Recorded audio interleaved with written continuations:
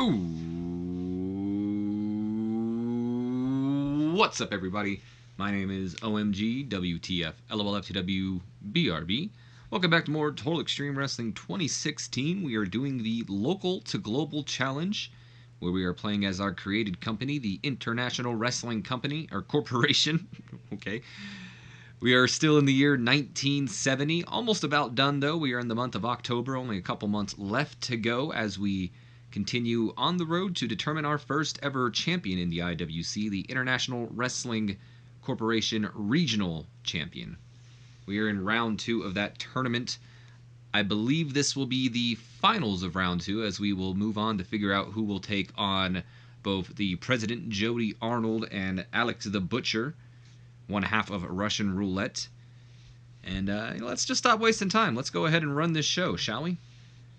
So we've got a E27 solid E rating. Said that twice. To open up the show here tonight. No in-ring promo from Jody Arnold or anything like that because I'm not going to pay you if I don't have to. And yeah, we're just starting off right away with our first match in the IWC Regional Tournament here tonight. And about that had a decent reaction from the crowd, but subpar wrestling. Randy Tyler pulls up a bit of an upset victory over a fan favorite in Cousin Slim after 8 minutes 23 seconds with a bit of interference from Jim Alexi, the King Jim Alexi. If you remember from last week, or I should say not last week, but last month in the last show that we uploaded here onto the channel, Jim Alexi had a match against Cousin Slim and he lost, so maybe a bit embarrassed and maybe looking for a little bit of vengeance on good old Cousin Slim here tonight. Either way, Cousin Slim was really off his game. That's a bit unfortunate. Probably wasn't happy about losing to Randy Tyler, but what can you do? This did get the show off to a strong start. The crowd was hot for the match. Cousin Slim with an in-ring performance of a 21. Randy Tyler with a 28. Good God. Or I should say, good job, Randy. I mean, 28's nothing to scoff at, but not entirely sure his popularity, but it's definitely not no 28, that's for sure. So he's definitely performing above his popularity level, which is it's promising. This, of course, is going to continue along the Rockstar versus Rockabilly storyline that we started last week. And then afterwards, just, Randy Tyler, of course, he's a bit of a drama queen, or drama king, whatever you want to call it. Kind of a spoiled brat. We've seen as he's lost his matches in the past, he kind of throws a temper tantrum in the ring. Well, now that he won, he's kind of throwing the opposite of a temper tantrum here, where he's just kind of over-celebrating, jumping for joy, screaming, "Yes, I did it!" All in the ring. "I won the match, Mom, this is for you!" Things like that, whatever. He's pretty much acting like he's already won the damn championship. Randy Tyler, he's got a bit of an ego. Let's just put it that way. And he doesn't like it when his ego is struck down, as we've seen with his temper tantrums, but when he gets a win and he gets a little bit of a boost to his ego, he kind of goes over the top, as we see right here. So 15F plus, even the fans are kind of like, all right, get out of the ring, Richie Rich, come on. We then go backstage with a promo from Jerry Monte, who has some words from his opponent tonight in the IWC Regional Championship Tournament, Dino Bravo. 25 solid E rating for this, as Jerry Monte goes on to say, "Dino, I want you to listen, and I want you to listen close. You are one hell of a competitor, and I look forward to seeing where your career goes in the future. But tonight is not your night. Maybe if you were a few more years into your career, but tonight is not your night. While you may be no slouch in the ring, I'm still going to beat you tonight and move on to become the IWC Regional Champion, and no matter how good you may think you are, you're just not ready for the wrestling machine." So Jerry Monte, straight to the point. He's very complimentary toward Dino Bravo here. He thinks Dino Bravo's got a great career in front. Let's try to, again, he's got a great career in store for him. But Jerry Monte, a bit further along in his career, a bit more experienced than Dino Bravo. And, he's a wrestling machine. And he put it, just like he said, tonight's not his night. Simple as that. Jerry Monte, not one to mess with, it would seem. We then go on to the debut of Rockin' Robert Fuller. Robert Fuller was, he's kind of complaining. He hasn't had any matches or no company's hired him in 6 months, so he's kind of complaining there. So I figured, why not give him a shot? He was on our short list anyway. I think he's got a good look, and his name sounds familiar, so I'm sure he's done something that I'm aware of, just can't think of it. But anyway, Guillotine Gordon here is going to give Rockin' Robert Fuller his first match here in the IWC. So we have a bout that had decent reaction from the crowd and a bit of subpar wrestling to it. Guillotine Gordon goes over Rockin' Robert Fuller in 8 minutes 7 seconds with a pile driver. 25 solid E rating here. Rockin' Robert Fuller got a rating of average on his band member gimmick here. Think of him kind of like a rock star. I kind of face the same problem with Jim Alexi. There's no rock star gimmick, and I really don't feel like creating one. So I just kind of worked around it. Like Jim Alexi has like the ladies' man gimmick. He's kind of just got like the band member gimmick. I mean, it's pretty much he's a rock star. So he got a rating of average on it, better than Jimmy Snuka's rating of his rock star gimmick, or superstar, or whatever the hell his was. This did get the crowd hotter, so the fans were into this matchup. Guillotine Gordon probably pulling out his best performance yet with a 32. Good job, Guillotine. And then Rockin' Robert Fuller with an in-ring performance of an 18. So nothing to write home about, but a good showing in his first match, I would say. No worker improvements, though. As we do move on to the next segment, we get a 32 E+ rating here. After the match is over, Gordon, of course, places his foot onto the, I almost said neck, but the head, like the temple of Robert Fuller's head. He's got the mic in his hand, and the hitman, the mafia man, call him what you want, he begins to speak, and he goes, "Oh, superstar, I know you're here, Jimmy Snuka. I smelled you the second you walked into this arena, you druggie. Didn't I warn you about showing up around here? So here's how it's gonna go. Unless you want young Robbie's skull smashed courtesy of my boot, you're gonna come down here and show yourself, and we'll settle our differences like men." And we kind of hear the crowd start to wake up and cheer up a bit, and that's because Jimmy Snuka, catching Guillotine Gordon off guard, comes running out from the crowd, not going to come from the entryway, races into the ring, and just, gets a couple of stiff chops on the Guillotine Gordon as he turns him around, kind of just going right onto him, sneaking in there. He wants to save Robert Fuller, and he ain't gonna risk, Guillotine Gordon, doing the whole, "No, you gotta get in this ring for my way, or I'm gonna hurt this kid." He's sneaking in there, and he's just gonna get Robert Fuller out of harm's way as soon as he can by catching Guillotine Gordon off guard here. He takes him out with a drop kick, of course, and that sends Guillotine Gordon out of the ring, and then he goes and checks on Robert Fuller before picking up the mic that was dropped by Guillotine Gordon. And he goes, "It's funny how you back away from the ring instead of getting back in and settling this like men." And you got Guillotine Gordon, he's screaming, he doesn't need a mic. He's like, "You ain't no man. No man attacks another man from behind." He's livid right now, guys. And Snuka tells him straight up, "Shut up. I'm tired of dealing with you, Gordon. Next time I'm here will be in December. And on that day, you and I will meet in a no-holds-barred match." And there you have it. I didn't finish it because I didn't feel like I needed to. I didn't have enough room, and there was no point in bringing up the handy-dandy notebook to do that. So, yeah. Speaking of the handy-dandy notebook, I just saw this in the corner of my eye. So, Alex the Butcher wanted a pay raise. I didn't want to give him a full one because I'm trying to save money here. So I figured, you know what, I'll give you 50% of what you're asking for. I don't remember what it was. And by the time I thought about writing it down, it was, already too late. So, yeah, he wasn't too happy that we didn't give him a full pay raise. I know 75% is kind of like a good way to like keep it going on, but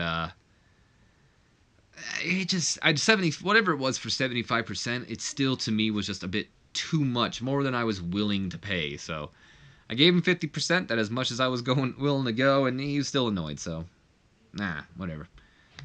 Either way, though, Jimmy Snuka comes to the aid of Rockin' Robert Fuller here, saves him from Guillotine Gordon, and then challenges the Mafia member to a no-holds-barred match in December when he'll be here next time. So, oh boy, that'll be interesting.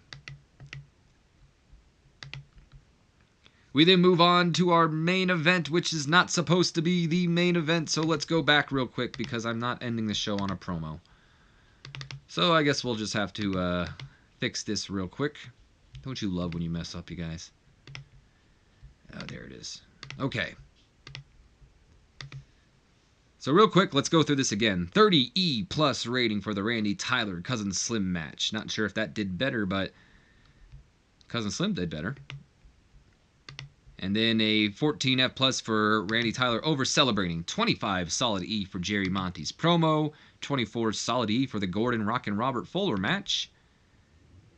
Rock and Robert Fuller did 20 that time, by the way. And then a 31 E plus for Snuka challenging Gordon. And then we move on to the promo from Dino Bravo that was supposed to take place before said match. Anyway, so we get a 30 E plus rating before the upcoming match. Dino Bravo has a response to say to what Jerry Monty had to say to him earlier in the night. And he goes, "Jerry Monty, I heard what you had to say earlier, and I'm sure it's not too surprising, but I disagree. Well, I appreciate the compliments. It's the underhanded insults that I can do without. But don't worry, Jerry. I don't hold it against you. In fact, I understand where you're coming from. A veteran like yourself looks at a rookie like me and thinks because of my inexperience that I'm just not ready for the spotlight. Well, wrestling machine or not, take me lightly and the machine comes crumbling down." By the way, I would like to add that we are in front of 100 people, which is up from our previous audience. I don't know if it's up from the one before, but that's a pretty good, I think so. We're still in some, parking lot somewhere, though. And then we move on to the main event of the night. 40 D minus rating here in a decent matchup. Jerry Monty, despite Dino Bravo giving it his all, at the end of the day, the wrestling machine, Jerry Monty, was able to put Dino Bravo down in 13 minutes, 24 seconds by pinfall. And it seems like they have some good chemistry here. It helped lift the match here. I think they might have put on the best match we've had in our company yet, to be honest. So, honestly, I'm very happy with this. Dino Bravo was off his game as well. I would have liked to see him on his game. Jerry Monty and Dino Bravo, like I said, pretty good chemistry. That helped it out. Jerry Monty with an in-ring performance of a 44. Dino Bravo with a 34. So Dino Bravo's got a lot of promise in him, and Jerry Monty, one of my, honestly, I think he's a heavy favorite to win the championship. He might go on to the finals. Spoiler report, he might win the damn title. He is probably our best wrestler. 44 in-ring performance, good gosh.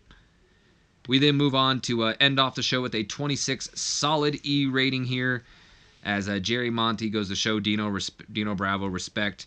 And he just kind of raises his arm in the middle of the ring, kind of, give him a clap, showing him that, you got something special, kid. You're going to go far, pretty much. Like, just giving him some respect.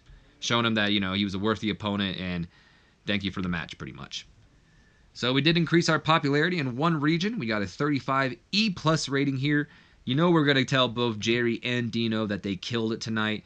And you know what else? I think I'm going to give Guillotine Gordon some compliments here tonight, because he usually doesn't do that great, I feel, and he just really killed it tonight. So we're going to point Jerry Monty out as a good example, just because he's that damn good. We're going to compliment Dino on a good performance, and I'm also going to compliment Guillotine on a good performance. Give them both compliments. So Jerry Monty seemed pleased, Dino seemed pleased, and so did Guillotine Gordon. I am actually going to wait for this loading screen, though, because I do want to show you guys some things before we end this off, because one of you were asking to actually see the popularity screen and all that, just to see how hard the challenge is for us to raise our popularity in 2 years. So I'm going to go ahead and showcase that, and I don't know, maybe I'll showcase a couple more things if I can think about it. But that's really the only thing as I want to showcase is about the popularity, and kind of showcase where we need to go in order to not fail, or we'll have to give the mid-card or a mid-carder the world championship. It's not a world championship show, so we'll have to give them our main event championship, I guess I should say. And even though there was no specifics on how long the championship run should be, like no one said like, oh, you have to give the mid-carder a year-long reign or something like that. so I could easily just like give him the championship and have him lose it in the shame show. But I like a challenge, so I think if I do end up losing, which I most likely will, unless we decide to not do that one, even though I still might take the challenge, but I still think it's honestly a lost cause. I don't think we will be able to do that at all. Maybe one region, but definitely not two regions.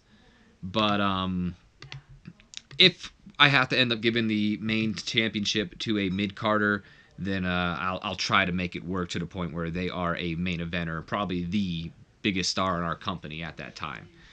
But anyway, let's go ahead and let's check out the popularity right now. So that's in the size. So I believe the challenge was to get our popularity, not our importance. Yeah, so importance is a lot harder than popularity, so that would be a little bit more of a challenge. But we can go ahead and get rid of Cousin Slim here. We can get rid of Dino Bravo here. So that is our semifinals right there, by the way, you guys. Jerry Monty, Alex the Butcher, Jody Arnold, and Randy Tyler. One of those four men will be our first ever champion in the IWC. But anyway, so it's raising our popularity at least to 50 regions in 2 regions in 2 years or less, or gives a mid-card of the main title. We're already almost done with our first year here, so we're definitely not... this is why I don't think we'll be able to do it. So here we are right now. This is importance, so let's go to popularity. Our popularity right now in our home region, which is the Southwest, is 11. We aren't even close to a 20 right now, and the first year is almost over. We don't even have close to 10 in any other region right now. The closest region would be the Mid-South. So, or northern Mexico, or I guess the Northwest too. So there's about 3 regions that are kind of close to like 5, but not 10. So it would definitely, I'd say it's nearly impossible for me to raise my popularity that quick in 2 regions. I don't even think I could do it in 1 region, to be honest. Because, as I pointed out, I didn't point it out, but I stated it in the beginning of this video. Maybe I stated it in a previous video. I don't remember. I thought I did. Either way, I think I've mentioned it in the past, but currently right now in the United States, where we're based in, the economy is falling and the wrestling industry is falling. So we're currently at a 50D... Oh, God, it disappears, seriously? Okay, whatever. I didn't mean to click that either. We're currently at a 50D plus for the economy and still falling, and a 69C plus for the wrestling industry. So right now, it's not looking too good for the wrestling industry at this time. But, yeah, that's why I don't think it's possible. So I'm up for the challenge if that's what we still want to do. I did pick it, but at the end of the day, I'm pretty much admitting right now that we'll most likely not be able to complete that challenge. So if you guys want to maybe change the challenge or up it in any different way, you guys let me know. But with that being said, I am going to end off this video here. I hope you guys have enjoyed. If you have, do me a favor, comment, like, subscribe if you have not already. And as always, don't forget to share this video with your friends, Facebooks, Twitters, Instagrams. I don't give a damn. Anybody you feel would enjoy my content, give them a share and help your homeboy.